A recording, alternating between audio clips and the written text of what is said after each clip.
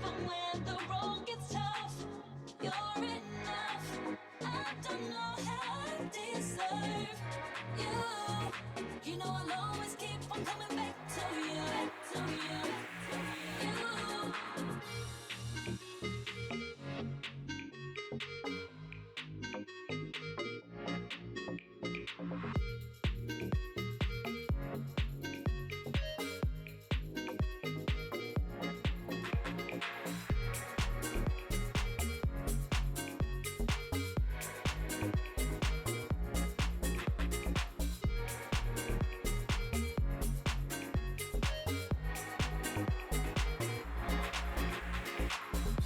Even when the road gets tough, you're enough.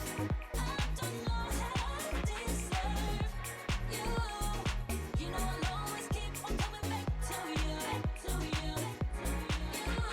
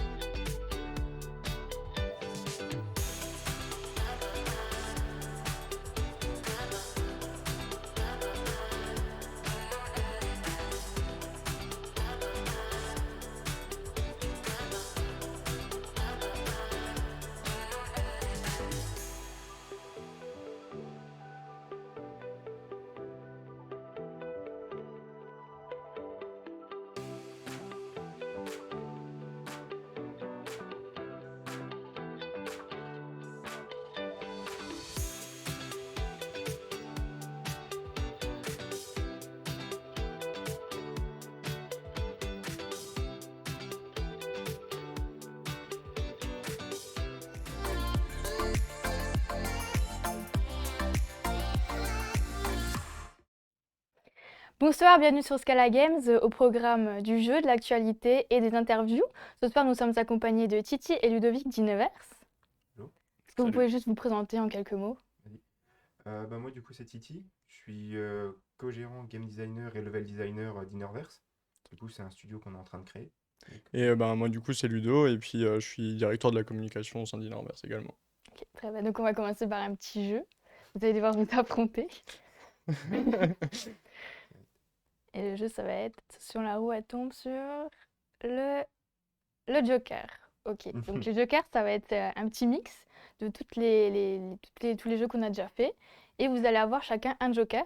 Donc vous pouvez, au moment que vous voulez, vous pouvez bloquer votre adversaire et il ne pourra pas répondre à la question. Ok, Voilà, donc vous avez le droit vous avez le droit de le faire qu'une fois dans tout le jeu. ça marche. On va commencer avec donc la première question. Dans quel jeu on peut voir cette image? Les Sims. C'est ça. T'as répondu beaucoup plus vite, mais je te la donne.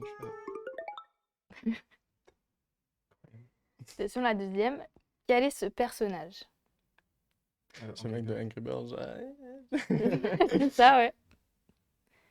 On a perdu la barre du score aussi, au passage. Bon, c'est très bien que c'est Titi qui va gagner. Ça laisse un peu de suspense. Ah, voilà. Tiens, mon prénom est assez... C'est intéressant. Ah ouais, oui. Le C et le B. C'est intéressant. C'est cool. Je suis un peu déçu. Ça aurait été un nom d'artiste indépendant. C'est le cas.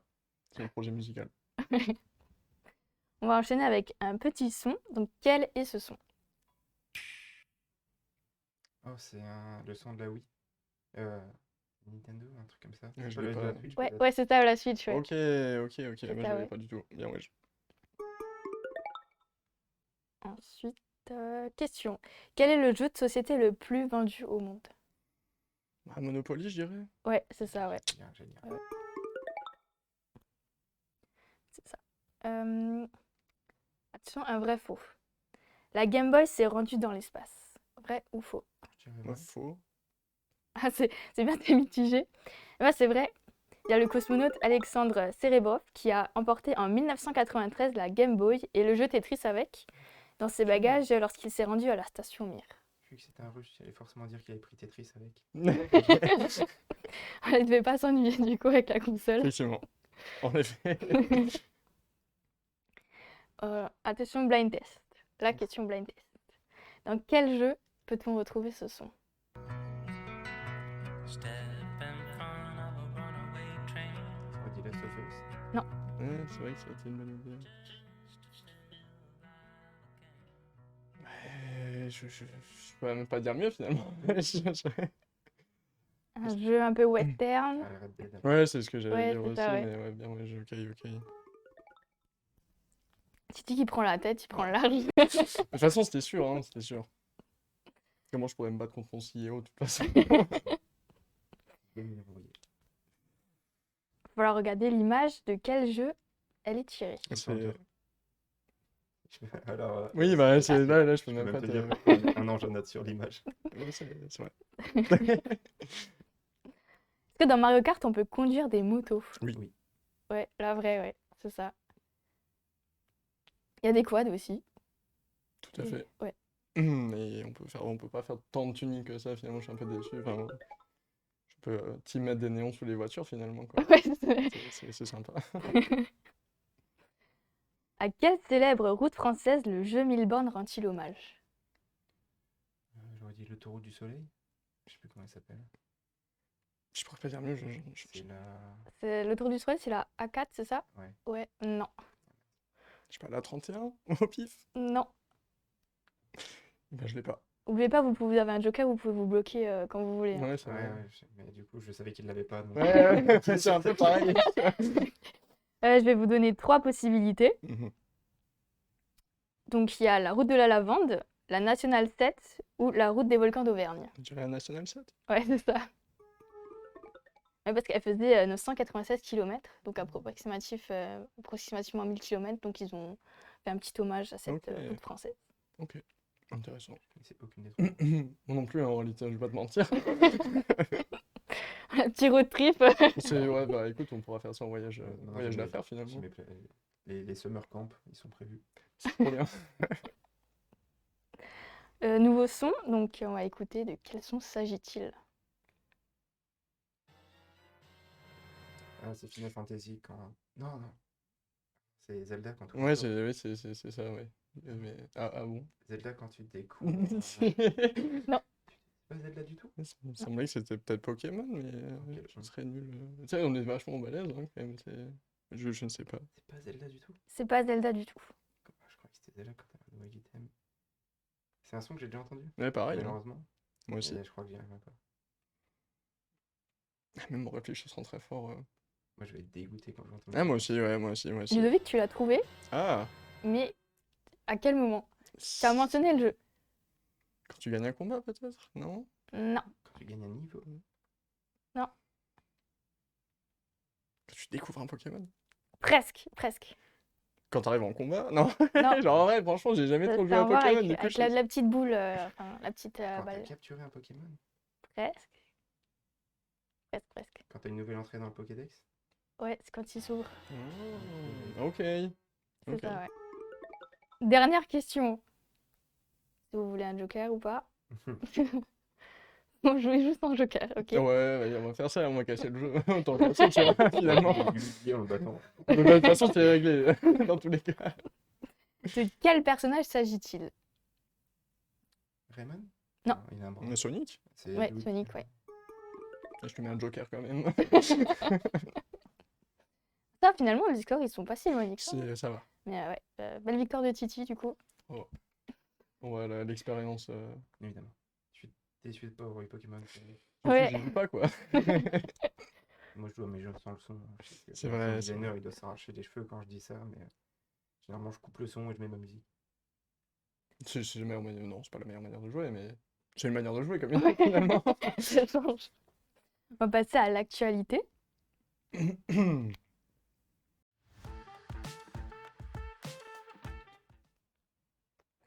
Il y a Train qui fait son retour avec un 5e épisode qui marque le retour des 3 héros, Pontus le chevalier, Zoya la voleuse et Amadeus le magicien.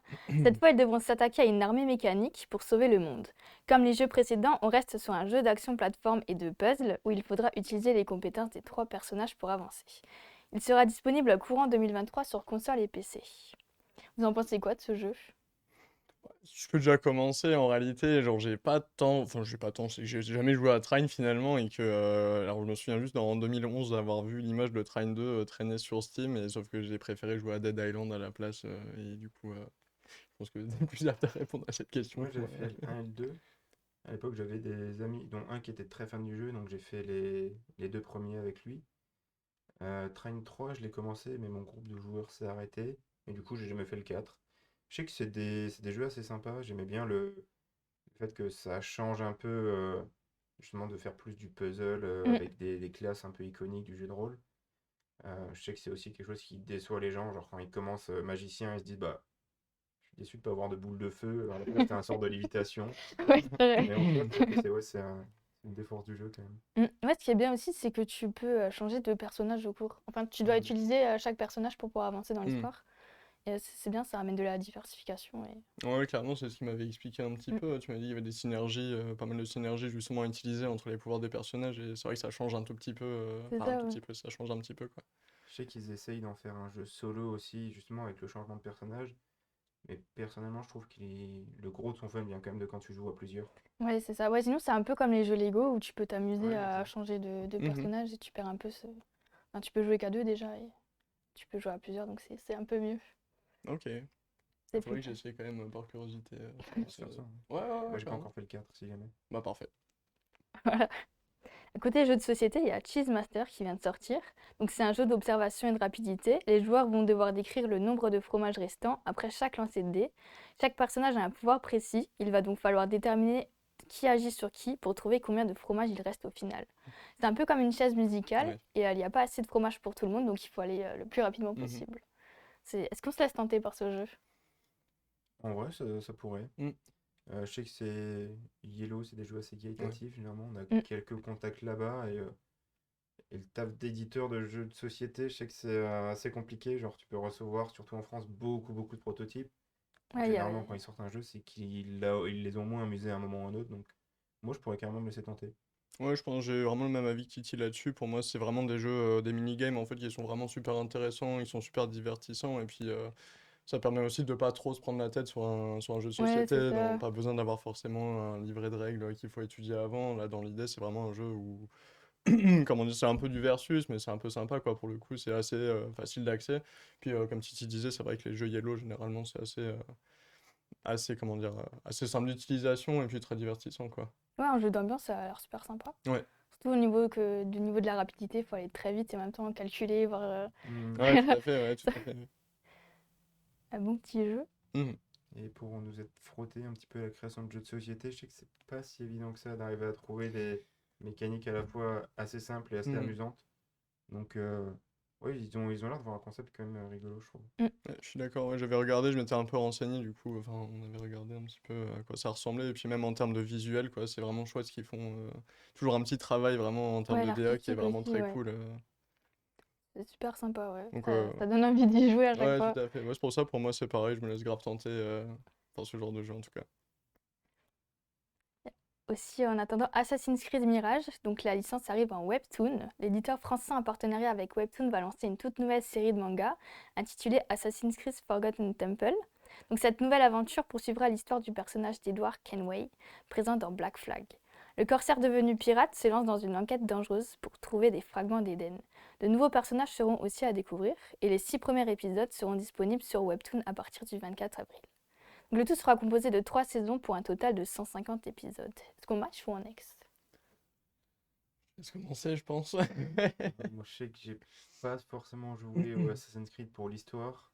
Alors, j'aime bien un peu l'histoire des personnages, mais l'histoire globale, je la trouve un peu capillotractée des fois. Du coup, même si je regarde pas mal de webtoons, je regarderai peut-être les 6 premiers épisodes gratuits, mais je sais que je vais avoir du mal à me farcir les 150 en tout cas. Puis ouais, moi alors je pense, enfin j'avais joué un petit peu à Assassin's Creed au début, donc enfin je m'étais arrêté à Brotherhood sans mentir.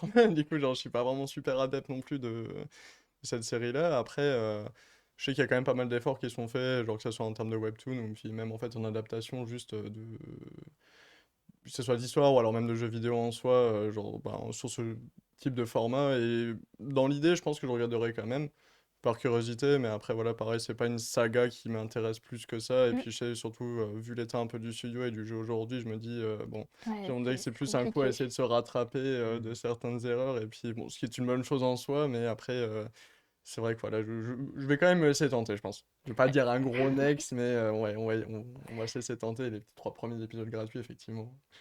Voilà. Ah, j'espère qu'ils atteindront pas les 150 épisodes pour sortir Mirage, parce que sinon, ça, ça risque d'être compliqué au niveau des fans. Clairement. Très clairement. Il y a le film Super Mario Bros. Qui cartonne au box-office. Donc avec ses 305 millions de dollars de recettes, il s'offre le record du meilleur démarrage pour un film d'animation, qui était détenu précédemment par La Reine des Neiges 2. On y retrouve de nombreux easter eggs, comme la sonnerie de téléphone de Mario, qui est le son du démarrage de la Nintendo GameCube, ou encore le restaurant Chasse au canard, un clin d'œil au jeu de tir Duck Hunt.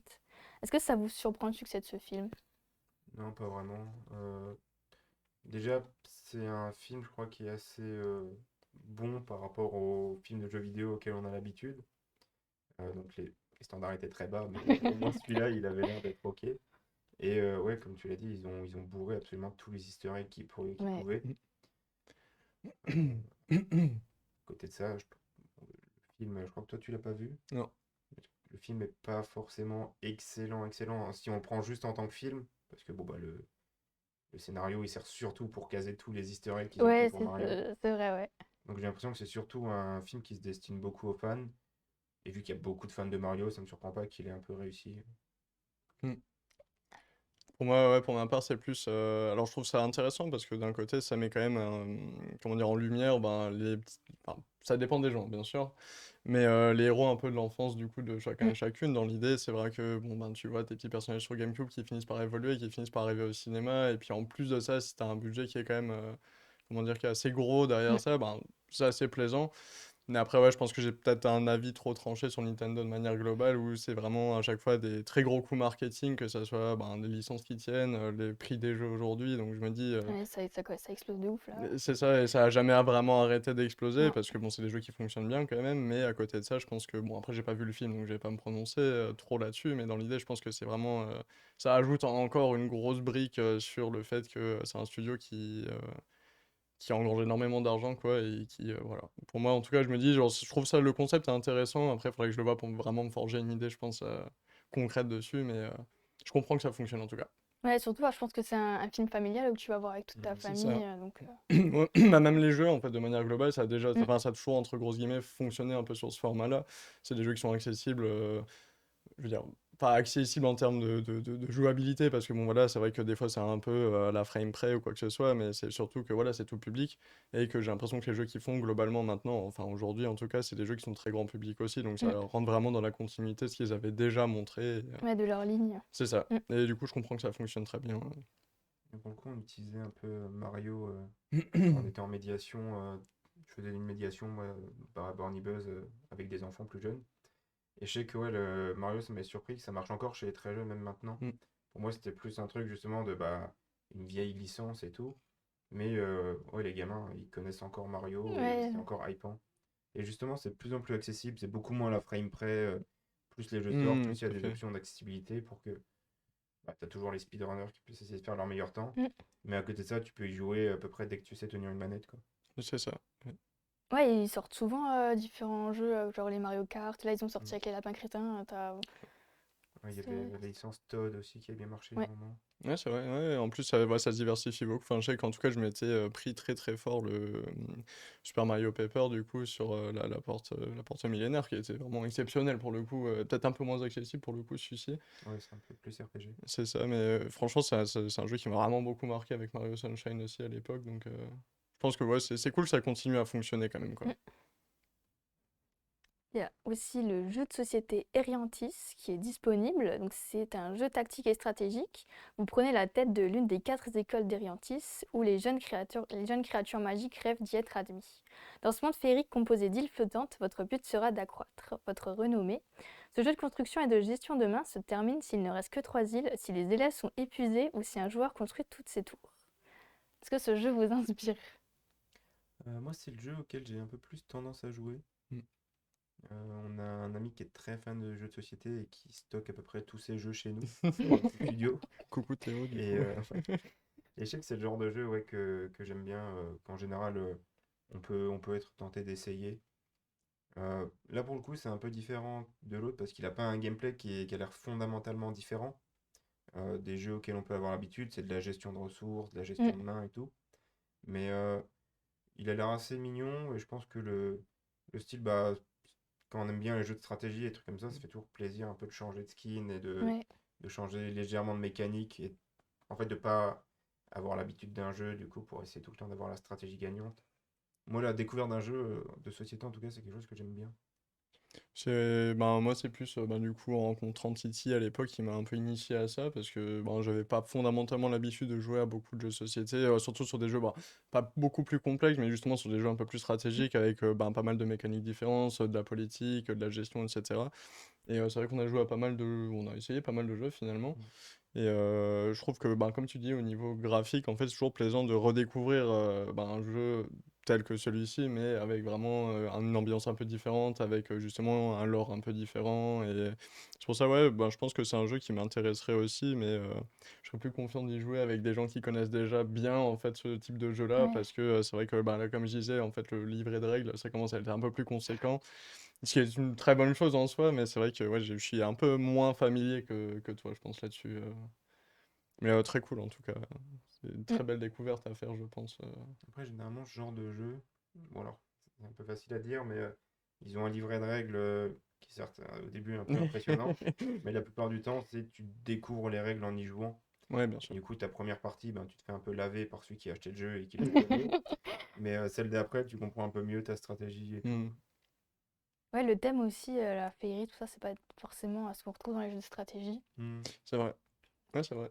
Il m'a fait penser un peu, alors j'ai pas encore joué, du coup je suis pas sûr, mais à Spellcaster University, Oui, ouais, c'est vrai que ça y ressemble, ouais. dans le délire de recruter des étudiants par classe de magie. Hmm. En tout cas, ça a l'air sympa. Ouais, je suis d'accord. C'est la fin de l'actualité. On va passer à l'interview.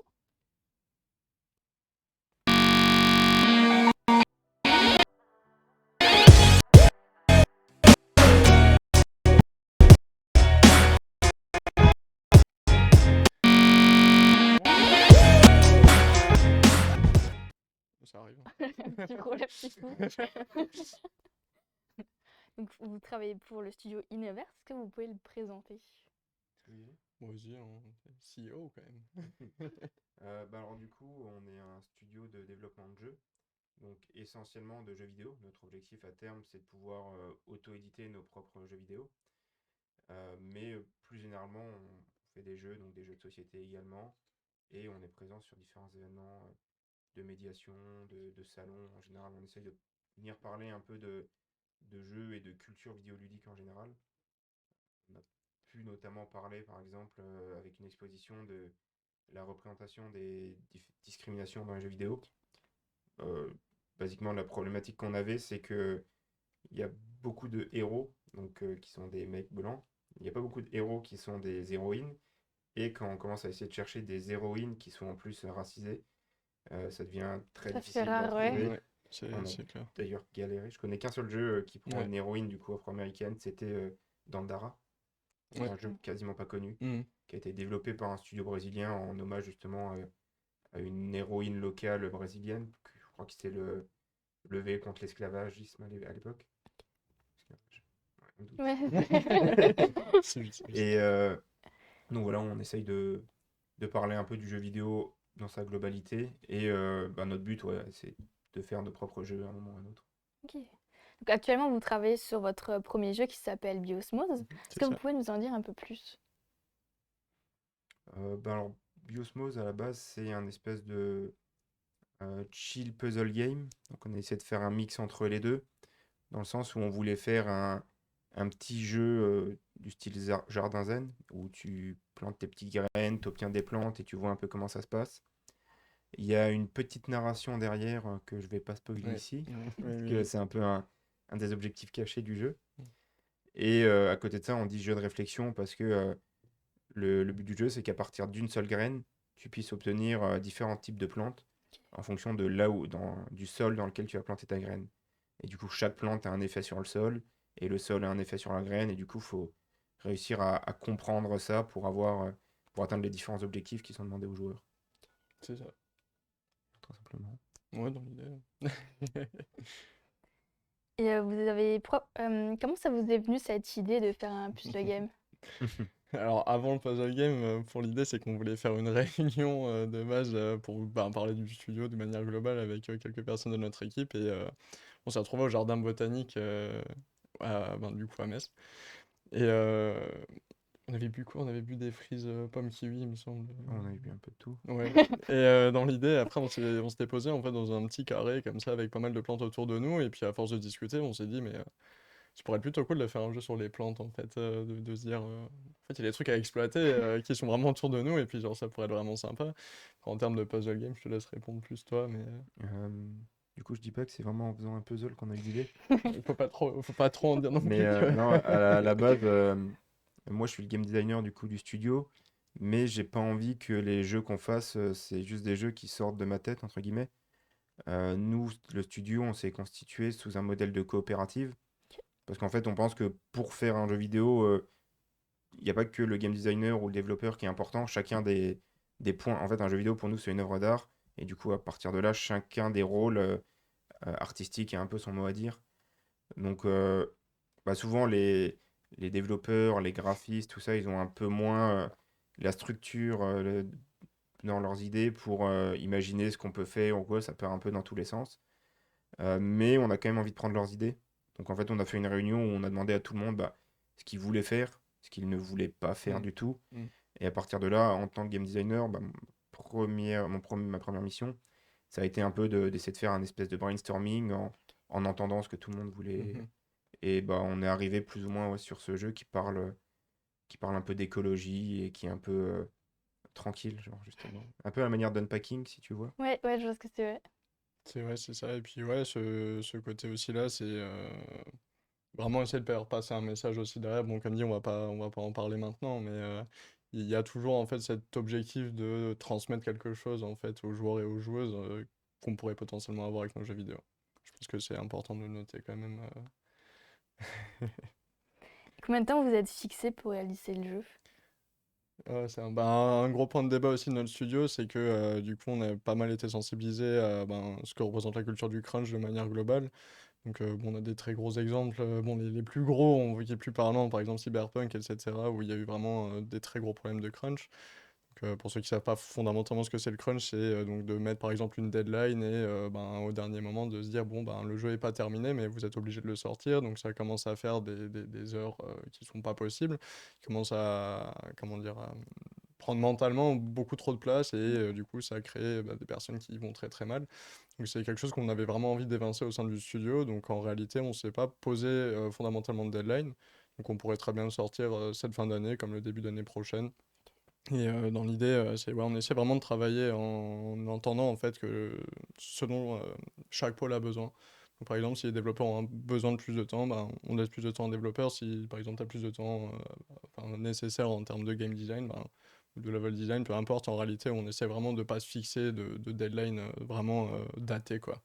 On a des idées en fait potentiellement de quand on voudrait sortir certains projets ou alors on peut hypothéquer dessus, mais ouais, on n'a pas globalement de vraie deadline, quoi. Après, dans l'idée, ça serait potentiellement de le sortir en fin d'année ou en début d'année prochaine, si possible.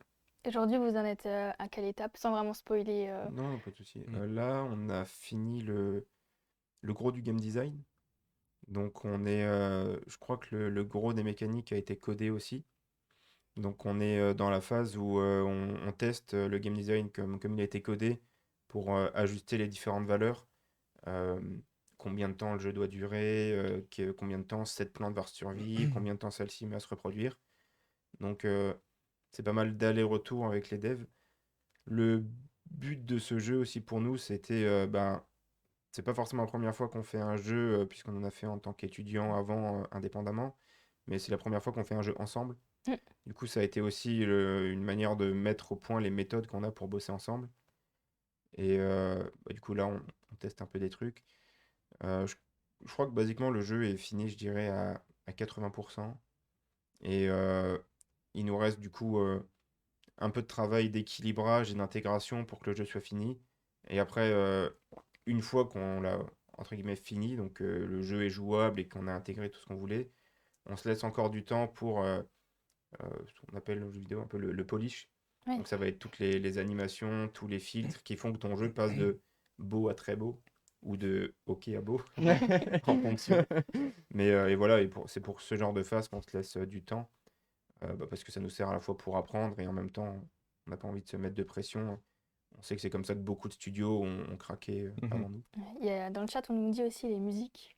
Oui. Je sais pas si vous réfléchissez à mettre du son, tout ça. Euh, Surtout si vous voulez faire un truc chill, une petite musique d'ambiance, quoi. on a un sound designer du coup qui est co-gérant de la boîte avec moi et qui est du coup sound designer, game designer. Et on commence toujours nous par faire le sound design. Ok. Parce que finalement le sound design, en plus de rajouter de l'ambiance, lui il va permettre de donner des infos directement aux joueurs. Donc à la fois des infos en termes d'ergonomie, un son d'erreur quand tu as fait quelque chose qui marche Mhm. pas, un son de réussite quand tu as quelque chose qui marche, c'est assez simple. Mm. Mais aussi des infos sur l'univers dans lequel on est, sur le degré technologique par exemple, en fonction si c'est des sons plus futuristes ou quoi. Et après ça, il essaye de composer une musique. Alors là, je sais pas où il en est, mais je crois qu'à un moment, ça avait été évoqué l'idée de lier certains instruments à certaines plantes Mm. pour qu'à Ah la fin, ça ouais. fasse une espèce de symphonie en fonction des plantes que tu as mis. Ok. Et ce qui crée encore d'autres arborescences de recherche du coup pour la musique parce que tu dis il faut créer une symphonie, il faut trouver les bons accords, il faut trouver. Enfin, il y a Ah ouais. beaucoup de.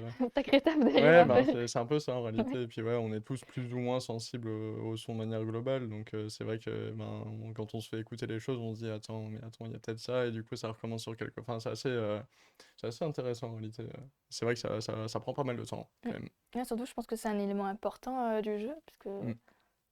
maintenant, la musique, tu ressens des émotions à travers que tu peux mettre dans ton jeu, donc c'est un truc assez sympa. Ah, tout à Ouais. fait, je suis complètement d'accord avec ce que tu dis. Est-ce donc lorsqu'on réalise un jeu vidéo, parfois on a des imprévus, des choses qui fonctionnent pas forcément comme on l'avait prévu. Est-ce Ouais. que vous avez rencontré des difficultés pour l'instant? Oui.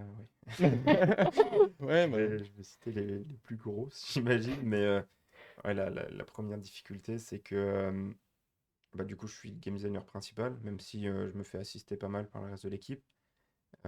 Et un des problèmes que moi j'ai eu personnellement, c'est que je game design un type de jeu auquel j'ai pas forcément l'habitude de jouer. Et, euh, et en fait, ça a posé des problèmes parce qu'au début, on a eu plein d'idées.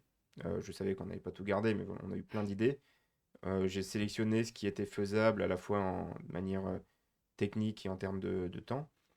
Et, euh, et puis après ça, il a fallu coder, enfin réfléchir entre guillemets au comportement, dire que une plante consomme tant et tant d'oxygène par cycle, tant et tant de nutriments.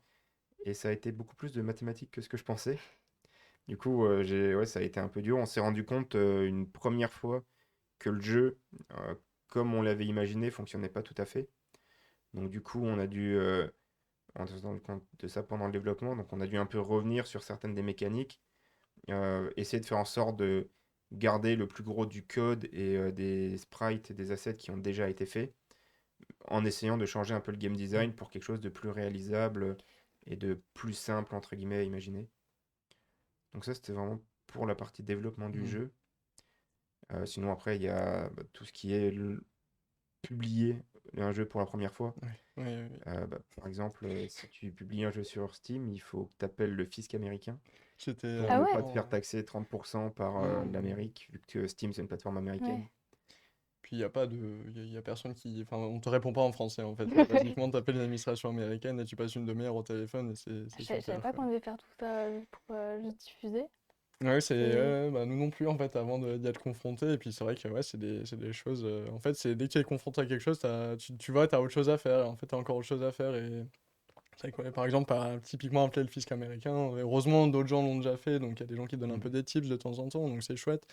Mais c'est vrai qu'une fois que tu es confronté à ça, c'est assez spécial quand même en réalité. Et puis c'est très bien passé finalement. Oui, c'était même assez rigolo au final. Mais Ouais. c'est à chaque fois, plus tu avances, plus tu te rends compte de la taille de la montagne, C'est je ça, dirais. exactement. Ouais. Puis même en termes de communication, finalement, tu rencontres aussi certaines choses, que ce soit déjà, ben, par exemple, l'engagement en fait, de ta communauté. Et en fait, tu as certains posts que tu penses qui vont pas fonctionner et fondamentalement, en fait, des fois, il se passe l'inverse. Et bah, tu gères les algorithmes. Enfin, il y a plein de. Enfin, vraiment, c'est une globalité de choses, je pense, le studio où il y a vraiment énormément de. Il y a vraiment beaucoup d'embûches et puis il faudrait essayer de les gérer ensemble. Ce, comme on disait, c'est qu'on essaie de fonctionner en coopérative. Donc, ça veut dire qu'on est assez transparent sur les problématiques qu'on rencontre. Et du coup, la problématique de l'un ou l'une, en fait, devient la problématique de l'équipe. Et Ouais, du puis, groupe, on ouais. essaie de vraiment se focaliser là-dessus aussi. Donc, c'est vrai que ça prend un peu du temps, mais pour le moment, on a déjà réussi à passer pas mal d'embûches quand même. C'est plutôt chouette.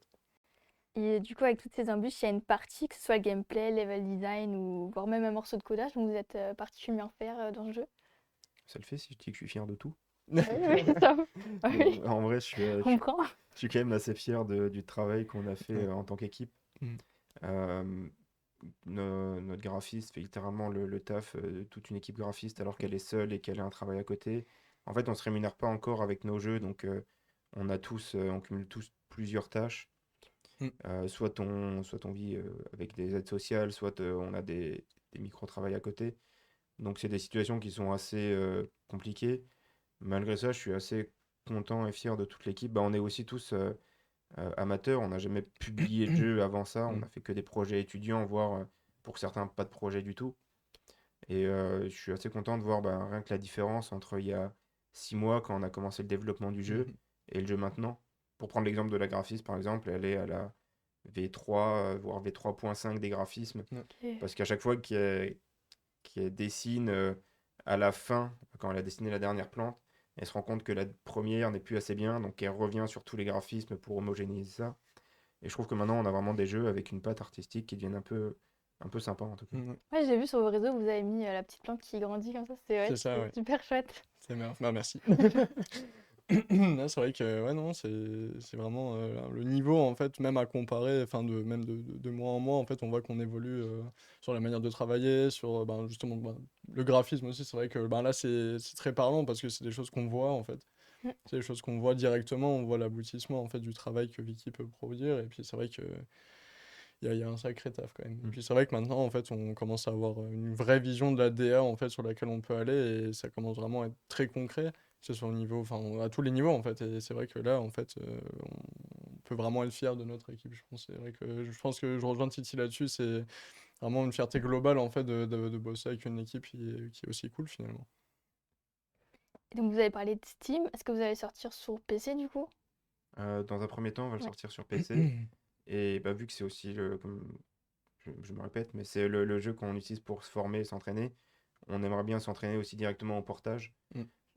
Moi, en l'occurrence, je pense que c'est un jeu qui passerait bien sur mobile. Ouais.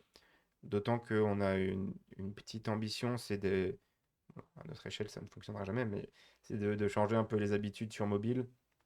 Et j'aimerais bien sortir le jeu plus sur le format de Monument de Valley. Ok. Tu payes 2,99€ et il n'y a pas de pub, il n'y a pas de microtransactions. Tu as acheté ton jeu 2,99€ C'est et ça. tu l'as. Mhm. C'est... En dehors de Monument Valley, je connais pas d'autres jeux qui font ça sur Steam. C'est Généralement, c'est beaucoup de microtransactions, ouais. bah, tu peux jouer, mais tu peux payer pour aller plus loin, ou tu peux payer pour passer cette Mm. pub, C'est ça. voire totalement gratuit, mais il y a des pubs de temps en Mais temps. Mhm. voire même tout le temps maintenant. Ouais, Ouais, ouais. non, mais tout à fait, non, mais tout à fait, ouais, c'est clair. Bah, un bon exemple aussi sur lequel on avait testé Kids. Ah ouais. Kids aussi qui existe Mais sur, du coup, qui ok. existe sur mobile aussi et qui est, bon, qui est un peu cher pour la durée de vie, mais qui est vraiment, enfin, vraiment ceux qui peuvent essayer Kids parce que c'est très cool, c'est très contemplatif et franchement, vous en avez pour 4 euros et j'ai 4 euros qui sont vraiment chouettes. Grande On ira partie de plaisir. tester. Et donc, vous participez aussi à des game jams, comme récemment à la Spring Game Jam de Coin. Et comment vous vous organisez? Vous gardez la même équipe que chez Innoverse ou... Alors pour la blague, on s'était imaginé inverser tous nos rôles, mais au final, non, on garde les mêmes rôles quand même.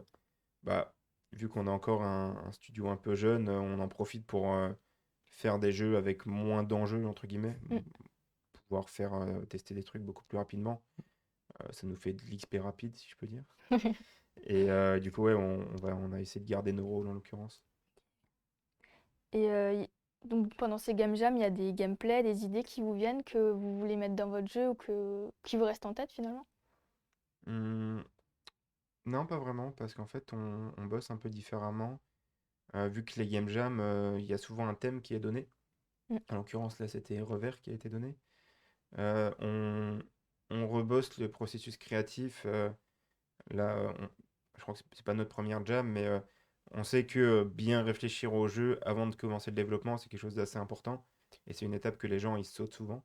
En- Parce que justement, tu as un temps Ouais, il n'y a pas limité, trop de Même, temps, tu as ouais. peur, tu y vas direct. Mais au final, c'est un gain de temps de bien poncer le sujet, entre guillemets. Et pour moi, ça me paraît toujours important que on bosse tous sur un jeu qui nous plaise. Donc nous, je crois qu'on a mis 2-3 heures avant de commencer le développement, où justement on a noté toutes les idées qu'on avait, puis après on a essayé de détailler un peu ces idées, et ensuite on a simplement voté en éliminant un jeu à chaque fois. Il nous en a resté deux qu'on a eu du mal à éliminer, et bah du coup ce qu'on a fait, c'est on a réfléchi à quoi ressemblerait le jeu si on faisait les deux, et au bout d'un moment on s'est rendu compte qu'il y en a un des deux qui était plus compliqué à faire que l'autre. Du coup on part sur l'idée la plus simple qui plaît au plus de monde. Et bah, et en fait, ce processus créatif, pour répondre à ta question, ça fait que bah, ça conditionne déjà pas mal les idées qu'on a. Mm. Et en fait, ça serait presque même à l'inverse, si tu veux, c'est des idées qu'on peut avoir en jam, on va essayer de les intégrer potentiellement dans des jeux après. Plutôt Ok. que des idées qui nous restent, on essaie de les développer. Vous avez développé quoi la Spring, la game jam de Spring? Alors là, du coup, le thème c'était Revers. En vrai, le jeu me fait un peu rire. On a imaginé, nous, sur Revers, on est parti sur plusieurs idées à la base. Et finalement, celle qu'on a retenue, c'est le fait de retourner une carte, donc le revers d'une carte. Et du coup, on imaginait un espèce de blackjack où tu tires tes cartes, on a trois devant toi. Euh, la première phase, c'est tu vois les cartes que tu as. La deuxième, c'est tu choisis celles que tu veux retourner, sachant que derrière, les nombres vont tous de -10 à 10. Donc, tu auras potentiellement mieux que ce que tu as eu, mais potentiellement moins bien. Ouais, moi aussi, ouais. Et si tu vois que tu as un moins bon score que ton adversaire, tu peux encore retourner autre chose, tu peux essayer de retourner la table. Ah oui! Sauf que si ton adversaire retourne aussi la table en même temps, bah vous la soulevez juste. C'est quoi, c'est un jeu vidéo ou c'est un jeu Ouais, de c'est un jeu société? vidéo, Ouais, ouais. c'est un jeu de société. Ouais, ouais. ça pourrait En marcher un vrai? peu comme le Jungle Speed, mais en version hardcore, tu Vraiment, vois. on a fait des tests de retournage de table à la maison. Ouais. Mais ouais, justement, on se dit que il y a déjà le jeu, bah, tout simplement un peu le jeu de cartes où il faut essayer d'avoir le meilleur score que Mm. l'adversaire. Et puis après, il y a la deuxième dimension qui est un peu mind game où bah, finalement, si tu vois que tu es en train de perdre, tu vas avoir envie de retourner la table. Mais si ton adversaire voit que tu es en train de perdre, il se dit que tu vas retourner la table, Ouais. donc il va la soulever aussi. Donc il y a tout le jeu de est-ce qu'on la retourne ou pas. Sachant que si la table n'est pas retournée, les mises augmentent de plus en plus. Ok. Alors que si elle est retournée, tous les jetons qui étaient dessus sont perdus. Ça a l'air vachement fun. On peut le tester le jeu sur une Ouais, on plateforme peut le ou... tester. Il est fait pour être joué à deux, du coup. Ok. Il y a les contrôles pour les deux. Le seul petit bémol qu'on a eu en termes d'équilibrage, c'est que le timing pour retourner à la table, il est un peu serré. Donc, Ok. c'est-à-dire, il faut vraiment le faire quasiment en même temps, sinon la table, elle se lève jamais. Ok, ça marche. Voilà. On ira tester du coup. Bah, retourner toutes les tables maintenant. Vous avez bénéficié du dispositif d'incubation régionale Fluxus. Donc, comment s'est passé votre accompagnement? Ben, déjà, shoot out à Fabrice Jallet, qui est notre parrain d'incubateur et qui est la tête de Fluxus aussi. Donc, ouais, c'est vrai que bon, ça a commencé par déposer un dossier sans avoir fondamentalement grand espoir enfin, c'est vrai qu'on avait le doute jusqu'au dernier moment quand même. Bon, peut-être moins toi que certaines autres personnes, mais c'est vrai que, enfin, à partir du moment où on était accepté, on s'est dit, bon, ben, en fait, ça engage à peu près une dizaine de mois de formation. Donc, c'est des formations qui vont toucher un petit peu à, comment dire, tout le processus pour créer une boîte en fait. Donc ça va être du marketing, ça va être des papiers, ça va être de la communication, ça va être pas mal de choses avec des intervenantes donc qui ont déjà l'habitude de bosser avec des structures qui sont déjà énormes. Donc par exemple moi je vais participer à un summer camp sur 2 jours à Maisenthal où notre intervenante du coup c'était la responsable communication du Cabaret Vert. Ok. Je sais plus si elle c'est encore actuelle ou quoi que ce soit, mais en tout cas elle avait fait à partir de 2012 jusqu'à je sais plus quand. Donc en fait, on donne vraiment toutes les clés, enfin on essaie en tout cas de transmettre toutes les clés pour ben, vraiment essayer de créer ta boîte comme il faut, avec un projet qui est culturel ou artistique, ou alors qui est numérique. Enfin, c'est vraiment, vraiment quelque chose que, en tout cas moi personnellement, j'ai beaucoup aimé. Je pense que même au sein du studio, tout le monde est plus ou moins d'accord avec ça. Plutôt d'accord même. Et ouais, non, globalement, c'est vrai que c'est quelque chose qui a été, je pense, vraiment très bénéfique, surtout en termes de network, parce que bon, en fait, c'est le principe un peu de Fluxus aussi, c'est de créer du réseau. Donc que ça soit avec d'autres projets ou alors que ça soit avec des gens qui sont intéressés parce que par exemple à la fin de notre incubation on a dû représenter rapidement notre projet donc au Palais du Rhin, ce qui était vachement intéressant à faire et donc en fait il y avait des journalistes, il y avait des gens qui nous parlaient un petit peu de ah mais il y a ces subventions là qui existent, il y a ce genre de choses là qui existent donc en fait ça te permet vraiment bah, d'aller de manière exponentielle en fait dans la création d'entreprises et non franchement c'est quelque chose que je recommande en tout cas pour tous les gens qui ont envie de créer des projets et qui se disent que ça peut potentiellement rentrer dans les critères de sélection de Fluxus, quoi. Et Ok. même si c'est pas forcément dans les critères de sélection de Fluxus, essayez quand même parce qu'on sait jamais. Ouais, faut tenter. Parce il y avait un peu de tout, et puis c'est vrai que le jeu vidéo, ça a été. C'est quelque chose qu'ils avaient très peu exploité, voire pas du tout pour le moment. Et on était assez contents en fait d'être valorisés à ce point-là, parce que c'est vrai qu'on a été beaucoup valorisés ben, par pas mal de monde finalement qui était très curieux par rapport à notre projet. Parce que bon, il y avait du théâtre, il y avait la menuiserie, il y avait pas mal de choses comme ça. Et c'est vrai Ouais, ça fait que diversifier. c'est ça exactement, ouais. Et le fait que le jeu vidéo soit intégré dans ce genre de dispositif, c'est vrai que ça donne vraiment, ça donne envie d'y aller en fait, quoi, parce que ça légitime vraiment en fait le jeu vidéo comme étant quelque chose de culturel et artistique. Ouais. Donc franchement, pour moi, ouais, c'est un très gros oui, Fluxus, et très très cool, surtout qu'on est encore contact avec, alors qu'on n'est plus incubé, on est encore contact avec ben, Fabrice et d'autres gens, et puis c'est super quoi. C'est vraiment super. Ouais, je recommande vraiment. J'ai pas grand-chose à ajouter par rapport à ce que tu as dit, mais je recommande vraiment pour toutes les personnes dans les milieux artistiques ou quoi Mm. qui ont déjà en fait des projets ou des compétences, qui font déjà des choses et qui ont envie de se professionnaliser ou de se rémunérer tout simplement sur Mm. leurs activités. C'est un bon moyen de voir bah, comment mettre en avant finalement les compétences et les produits qu'on peut proposer. Ça se passe comment? Vous avez des cours ou c'est... On a quelques formations, Ouais. on en a une par mois environ. Fluxus, ils aiment bien être mobiles, donc c'est-à-dire de bouger, c'est un coup à Metz, un coup à Strasbourg, un coup à Épinal. Donc ça permet, comme Ludo a dit, de mettre en avant un peu le network, de rencontrer des Mm. gens à droite à gauche. Et en même temps, bah, ils nous font à chaque fois aller dans des tiers-lieux, dans des lieux liés à la culture et à l'art en général dans la région. Mhm. Et du coup, bah, potentiellement trouver, alors soit de s'inspirer de ce qui existe déjà, soit de trouver des locaux, des clients, des partenaires, des collaborateurs en général. Du coup, ouais, c'était vraiment une bonne Ouais. expérience. Et comme dit, ouais, Fabrice Gélet nous a beaucoup aidé, il nous aide encore. Il parle de service après-vente Fluxus. Ouais, c'est Et impressionnant. ouais, il est. euh, alors, nous, lui, c'était notre tuteur, c'est pour ça qu'on pense beaucoup à lui. Mais Mm. en général, tous les acteurs ou les gens qui participent de près ou de loin à Fluxus ont tous été Ouais. assez sympathiques et tous dans l'entraide en général. Ouais, c'est Tous. ça. C'est ça, ouais, Les formateurs qu'on a eus, ils sont tous contents de nous répondre à des mails après, pouvoir nous aider. Ok.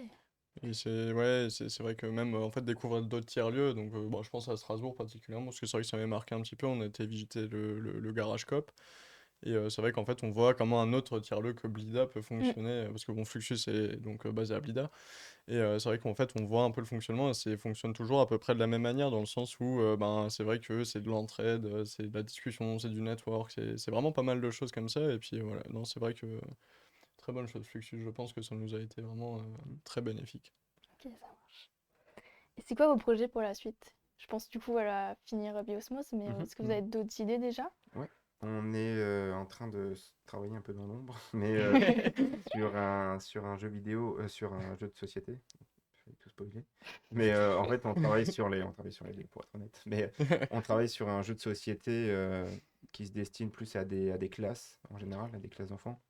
Donc c'est un jeu de société qui parodie un peu les jeux mobiles free-to-play, les gachas, les choses comme ça, Ok. et qui vise à éduquer les plus jeunes à ce qu'on appelle les dark patterns. Donc en fait, Ok. tous les modèles qui vont essayer de te faire rester le plus longtemps possible sur le jeu ou de te faire passer à la caisse. Le but, c'est pas de diaboliser ces jeux et de faire la morale en disant n'y jouez surtout pas. C'est juste que bah, les plus jeunes comprennent que c'est normal d'être frustré. C'est parce qu'ils veulent te faire cliquer sur le bouton payer 10 gemmes pour acheter maintenant ça, des choses comme ça. Ouais, il te force à la consommation. Exactement. C'est clairement ça, ouais. Donc ça, c'est notre petit projet de jeu de société. Mm. D'ailleurs, on cherche des gens pour playtester, si jamais. Oui, c'est vrai Voilà. qu'on cherche des gens pour Et, playtester. et on a aussi un projet sur le plus long terme qui a été financé en partie par le CNC de jeux vidéo. Donc ça, c'est un jeu vidéo qu'on a imaginé assez tôt, mais on sait que le développement sera plus long. Et du coup, on essaie de chercher des financements avant de lancer le développement. Donc vous avez réussi à obtenir une subvention du CNC, c'est ça? Ouais, c'est une aide Ok. pour les auteurs. Donc on a obtenu avant de se constituer en tant qu'entreprise. C'est une aide basiquement de 8 000 euros. Et c'est une aide qui sert pas à créer une entreprise, vraiment, c'est plus une aide à la vie qui sert justement à rémunérer un peu les auteurs Ok. du jeu vidéo en l'occurrence. Et sans trop en dire, mais ça sera un jeu de gestion qui passe par des mécaniques narratives, Ok. donc dans une fourmilière. D'accord. Ouais, ouais, C'est une bonne idée, les fourmis, hein. C'est Ouais, très bah cool. on a vu beaucoup de jeux avec des fourmilières apparaître après coup, donc on a un peu Ouais, peut-être péché de c'est. les sortir. Mais Ou moins voilà. en parler, du coup. Ok, ça. Est-ce que vous avez quelque chose à rajouter? Bon, en réalité, ouais, je pense que c'est ce genre de format-là, par exemple, auquel on participe là, je pense que c'est quelque chose qui est nécessaire, surtout pour, par exemple, le jeu vidéo, le numérique de manière globale, mais le jeu Mm. vidéo surtout, c'est vrai que j'ai l'impression que c'est un tout petit peu plus reconnu qu'avant et que ça va continuer à l'être, en fait, que ce soit par exemple par les subventions régionales, départements, enfin, peu importe. Et c'est intéressant de voir des projets comme ça, en fait, qui apparaissent. Je pense que c'est nécessaire. Mm. Et je pense aussi que c'est nécessaire de continuer à être engagé en fait dans vraiment les convictions de si on a envie de défendre une idée en fait c'est vraiment de la défendre et que ça peu importe le projet donc voilà je pense que ce qu'on essaie de faire aussi au sein du studio et je pense que c'est une bonne chose. Moi, je dirais que je sais pas encore forcément si notre studio va marcher vu qu'on est encore tout petit. Mais je suis super content de l'expérience, en tout cas, d'au moins avoir donné la chance à ce qu'on voulait faire. Ouais. Et, et du coup, que ça marche ou pas, je suis super content de tout ce qu'on a déjà pu faire, bah, d'ouvrir un studio en accord avec nos valeurs et tout. Et sinon, ouais, super chouette émission, content d'avoir été invité. Merci à vous. Puis de toute façon on sait bien que le plan B c'est au pire des cas si ça marche pas c'est que on va faire des salles de bain avec Titi, c'est un grand projet mais voilà. Ouais. Donc on peut vous retrouver sur Twitter et sur C'est ça. Facebook également. C'est ça, tout à fait. Si Facebook, jamais c'est- vous parlez et si vous avez des messages sur ces réseaux, c'est moi qui vous répondrai du coup. C'est Et super. Facebook, c'est si vos parents veulent nous suivre, voilà, on est là aussi. Voilà. Il y a une question dans le chat aussi, c'est est-ce que c'est une volonté de traiter d'un jeu de plantes et un autre avec des fourmis et de ne pas montrer d'humains? Est-ce que c'est pour un message écologique ou... C'est intéressant, mais Mhm. en vrai, il y a un peu les deux. Il y a un peu cette volonté, ben, nous, on a été forcément, on a fait le même master que toi, donc le master CDL à Metz. Donc on a été influencé un peu par les travaux de Jean Vaux sur le jeu expressif. Mhm. Je vais perdre le terme, ça aurait été la honte. Et du coup, on essaye de faire des jeux qui traitent de thématiques sociétales, environnementales ou psychologiques. Et sinon, le fait de ne pas représenter d'humains, euh, c'est un peu plus facile pour nous à animer. Et ça nous permet aussi d'éviter la question de toujours représenter les mêmes archétypes de héros ou quoi, en prenant des plantes ou des humanoïdes, Mhm. voire complètement des animaux. Ça nous permet d'être plus libre dans la diversité de ce qu'on va représenter, Ok. sans avoir l'air de rentrer dans des archétypes qui existent déjà. C'est ça. Et puis ouais, ça permet de déconstruire aussi certaines mécaniques justement, comme Titi disait, d'avoir ton héros super mascu, super guerre, super épée, super flingue. Au moins là, c'est ouais, vraiment quelque chose qui est... tout le monde en fait peut s'identifier à Mm. ça et je pense que c'est quelque chose qui est nécessaire aussi. Donc ouais, je pense que c'est une volonté en même temps, oui, comme tu disais, c'est vrai qu'en termes de contraintes techniques, ben, c'est intéressant aussi de bosser avec d'autres éléments que juste des personnages déjà préfaits. Donc, ouais, je pense que c'est un peu des deux en réalité. Mm. C'est un peu des deux. Bah, merci pour cette interview. Et Ouais, puis, merci à toi. hâte de voir vos futurs projets finis, du coup, pour qu'on puisse y jouer.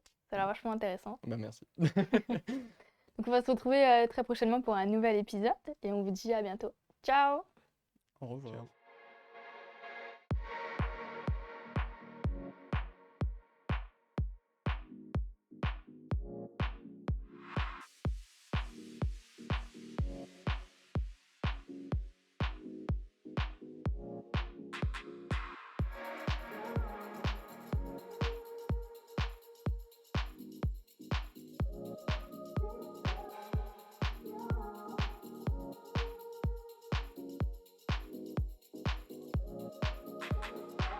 Even when the road gets tough, you're enough. I don't know how I deserve you. You know I'll always keep on coming back to you. Even when the road gets tough, you're enough. I don't know how I deserve you. You know I'll always keep on coming back to you. Back to you. Even when the road gets tough, you're enough. I don't know how I deserve you. You know I'll always keep on coming back to you.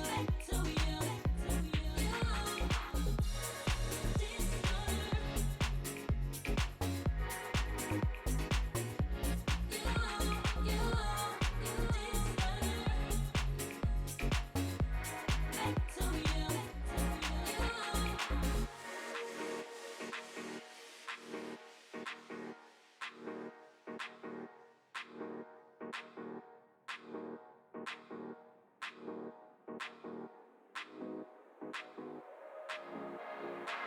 Even when the road gets tough, you're enough.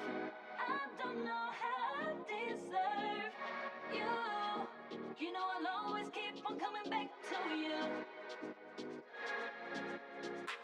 Even when the road gets tough, you're enough. I don't know how I deserve you. You know I'll always keep on coming back to you. Back to you.